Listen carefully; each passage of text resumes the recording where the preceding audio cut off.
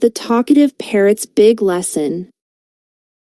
Ever met someone who just loves to talk? Well, Perry the parrot was exactly like that. He had so much to say, all the time.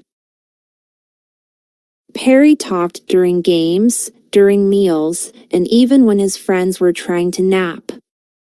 Imagine trying to sleep with someone chattering away. One day, during hide-and-seek, Perry accidentally shouted out where his friend was hiding. Because of Perry's slip, his team lost the game. Oh no! Perry felt terrible that his talking had ruined the game. He realized he needed to learn to listen more and talk less.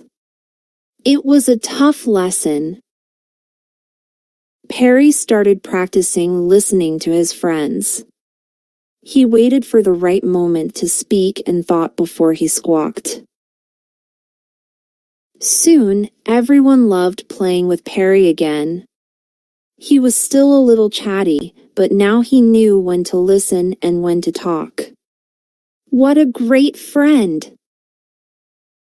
Remember, talking less and listening more makes you a super friend. Now, tell us about a time you practiced listening in the comments below. And don't forget to share this video with your friends.